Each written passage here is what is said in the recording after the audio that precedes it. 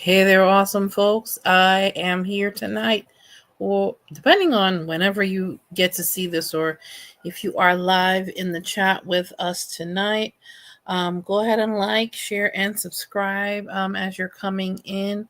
We are going to expound on, the last live I did with my good friend Victoria in regards to what financial mistreatment can mean for the ex-trad wives or trad wives that are in that situation right now. I do want to delve a little bit deeper and talk about overall economic mistreatment and financial mistreatment. Make sure we differentiate the two and also provide you with a little bit more insight as to some signs. Some signs are a little bit more subtle than others, but we're going to jump into it, guys. Stay tuned as you're coming in. I'm going to give you a little time to come in, and we are going to discuss this in a bit more detail. Stay tuned.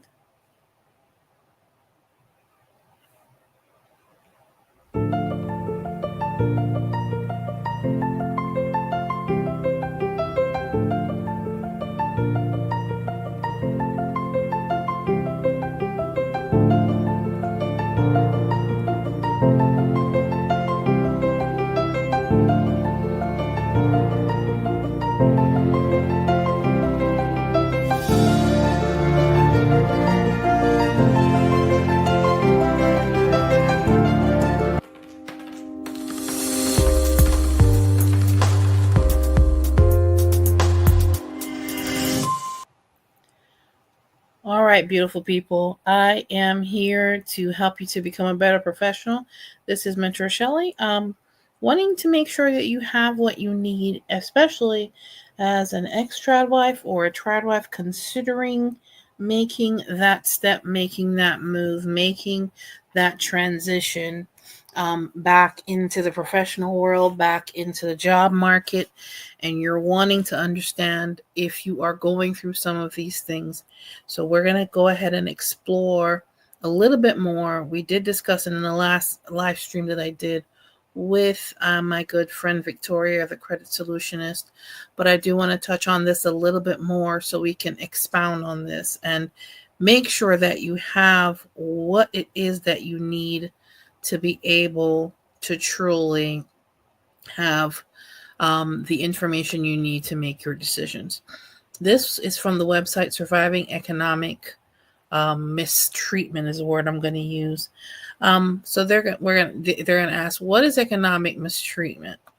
I'm going to read what the article says. Money doesn't make you happy, but without it, there's nowhere to go. That's why, for me, economic mistreatment is the greatest form of control. Economic mistreatment is a legally recognized form of domestic mistreatment, and it's defined in the domestic. This is from the UK. This is their particular act, their particular law. It often occurs in the text of intimate partner violence, including the control of a partner or ex-partner's money and finances, as well as the things that money can buy. I am going to read the article as it says, as much as there's some platforms that are very sensitive to that particular word, but I'm reading what the article says. 1 in 7 in the UK has experienced economic abuse by a current or former partner. Economic abuse can include exerting control over income, spending, bank accounts, bills, and borrowing. It can also include controlling access to and use of things like transport and technology, which allows us to work and stay connected, as well as property and daily essentials like food and clothing. It can include destroying items and refusing to contribute to household costs.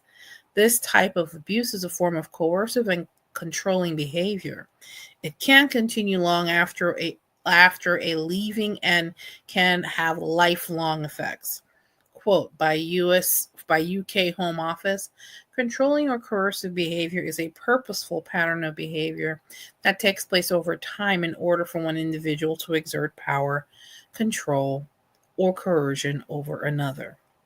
The impact of economic abuse. Economic abuse really happens in isolation and is usually alongside or occurs alongside other forms of abuse, including physical, actual, psychological abuse. 95% of the cases of domestic abuse involves economic abuse. This abuse is designed to create economic instability and or make one partner economically dependent, which limits their freedom.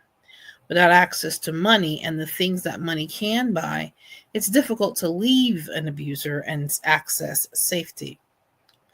Someone experiencing this type of abuse can become trapped in a relationship with an abuser, unable to resist the abuser's control and risk of further harm. In this way, economic safety underpins physical safety. The impact of economic abuse can make rebuilding lives very challenging. Many women leave with nothing, having no money, even for essentials, and having to start again from scratch.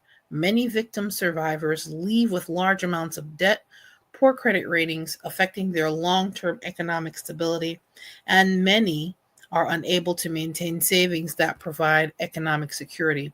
One great example of this would be Tina Turner when she decided to give everything up that she worked so hard over the years when she was married to Ike Turner, and she made the decision to walk away and keep her stage name.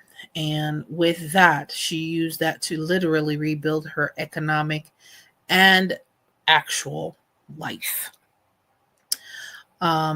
Very strong woman, and in a time where a lot of mistreatment was more so looked upon as, oh, there's just some men that are like that, and it was more accepted. She was strong in a time where there are a lot of women that weren't as strong. So I completely commend her for the courage for her to leave, because she experienced a lot of other types of mistreatment. It wasn't just economic.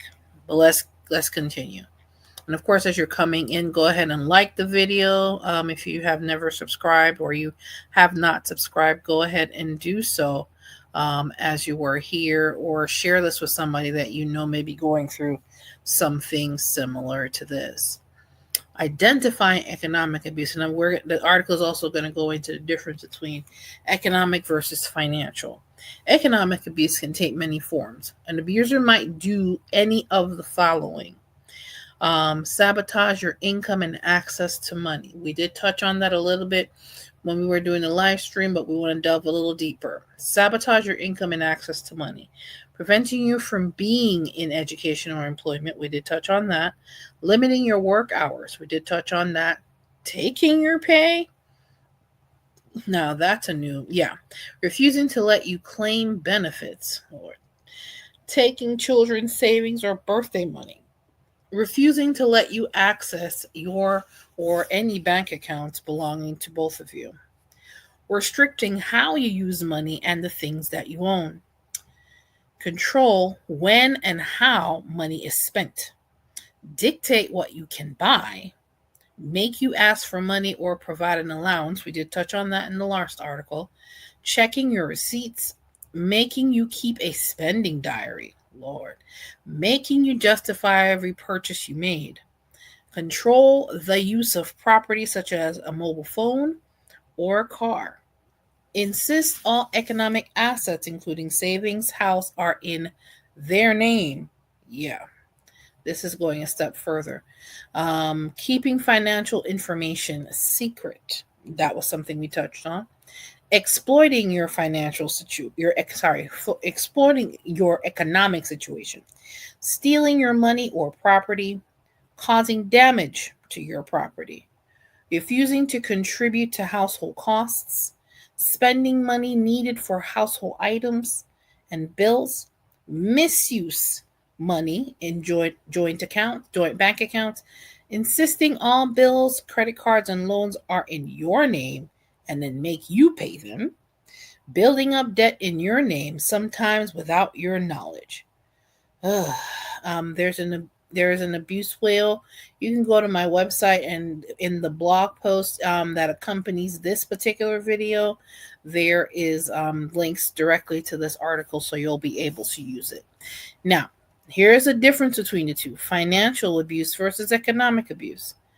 Economic abuse and financial abuse involves very similar behaviors, but it can be helpful to think of financial abuse as a subcategory, exactly, of economic abuse, encompassing the many ways that an abuser may control someone's economic situation, including employment, housing, for example.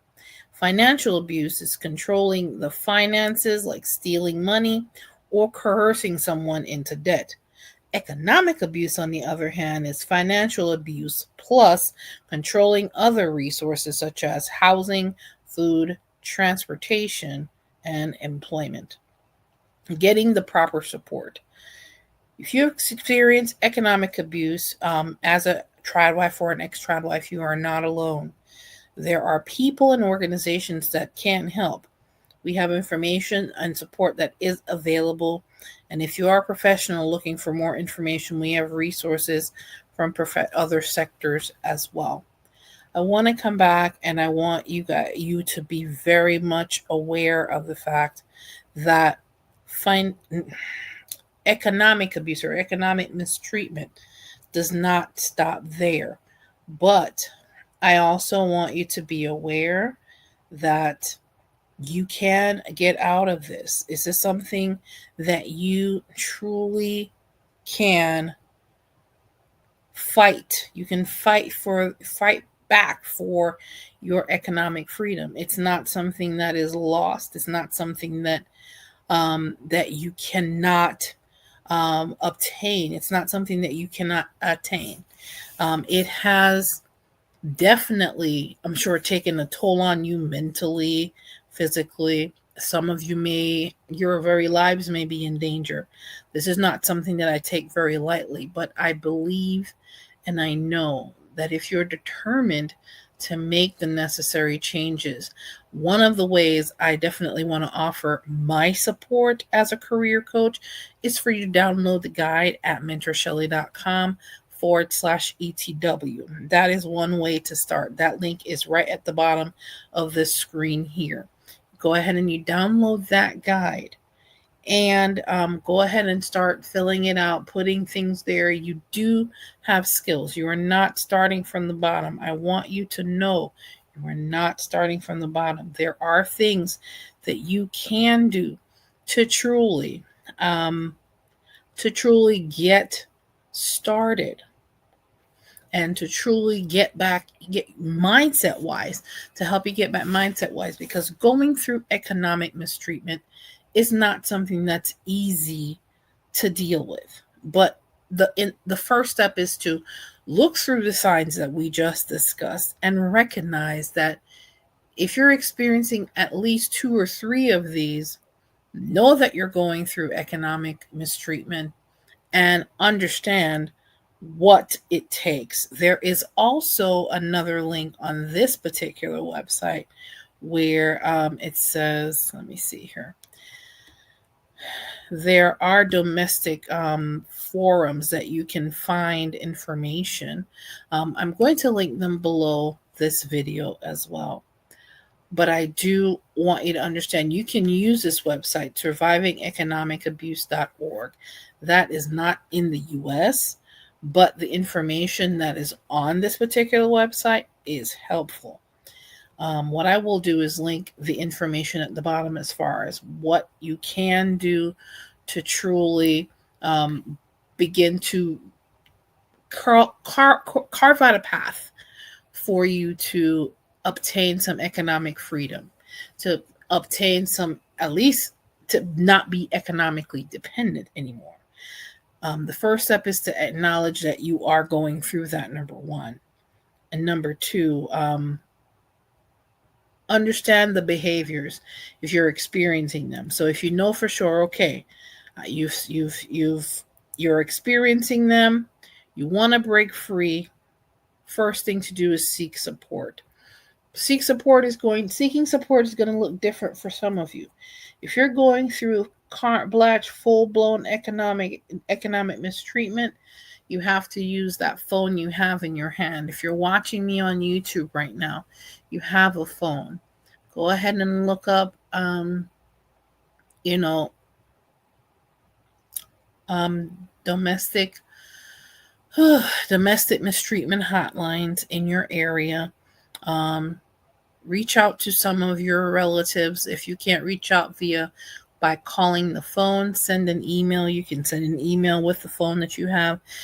Go to the library. You may not want to have this person tracked, because if you're going through full economic mistreatment, they might be checking your text messages. They may be checking um, your text messages, who you're calling. So you can literally use the library. Go to the library, reach out to trusted contacts via email, family members, support groups that can provide emotional and practical assistance. Contact support services. You can use this website as a way to read about some of the resources that are available, but a lot of these resources are available in UK. I will put some of the national abuse hotline and things of that nature. That information I'll be placing in the show notes of this particular video. Develop a safety plan. Put a plan in place, ladies. Put a plan in place if you're experiencing full-blown economic abuse, because it's not just financial. It's your resources, your credit, all kinds of things. You're going to want to develop a safety plan to be able to make a move, gather your information, work with professionals, making sure if you can, do your ever dear best to access some finances, or access some financial information about your accounts if you're able to. If not, then contact some support services to start the process and put a plan together. There's ways to rebuild your financial independence. Go ahead and do your ever dear best to go to the bank, maybe when the other party is at work. Gather financial documents, bank statements, things of that nature. Open up accounts. Another good way I was thinking you could do that is by going to, instead of you opening accounts maybe in your name, you can open it in an LLC and you be the only person drawing from that. That's also another way to disguise the fact that you have you have funds in a different account that doesn't have your name on it, or do it at a completely different bank. Open different bank accounts in different banks and at a financial institution that's independent of where your spouse normally banks. Seek financial counseling and explain what you are dealing with if you're going through emotional abuse, and put a plan together. I, of course, will offer my support. Go ahead and download the guide at mentorshelley.com/ETW. And also, if you're looking for more extensive help as far as what it is that I do as a career coach, I want you to have the information you need to truly make that economic difference, to take a step in regaining your own personal economy. You can go to mentorshelley.com/consultations. You can schedule a consultation with me. We will go through, number one, where you are right now and some action steps and what you can do, what you're looking to do. If you're maybe looking to put a resume together, if you have not already done so, definitely help you with that, as well as what are your next steps, depending on at what level you are and what part of your economic economic independence plan that you're on. At the end of the day, I am here to help, to make sure that if you are experiencing financial mistreatment, I want you to have the resources to be able to make a plan and get out so you can regain your own personal economic independence. All right. At the end of the day, I'm here to help you to become a better professional, but to help you to regain your stance as a fully functioning, economically independent adult. All right, guys, if you know somebody that can benefit from this information, go ahead, like the video, share it, subscribe to the YouTube channel. I will have more information coming to be able to help if you are going through anything remotely close to economic abuse. This is not something that I take lightly. I want to make sure you have what you need to truly get through this type of situation. And of course, I appreciate everyone that joined us tonight. And if you have additional questions, go ahead and go to mentorshelley.com/contact, where you can leave me a voicemail or an email message. I'm more than happy to return your voicemail or email within 24 hours. I want you to become a better professional, but also I want you to have what you need to obtain your personal economic independence. All right, guys, take care. You have a good one.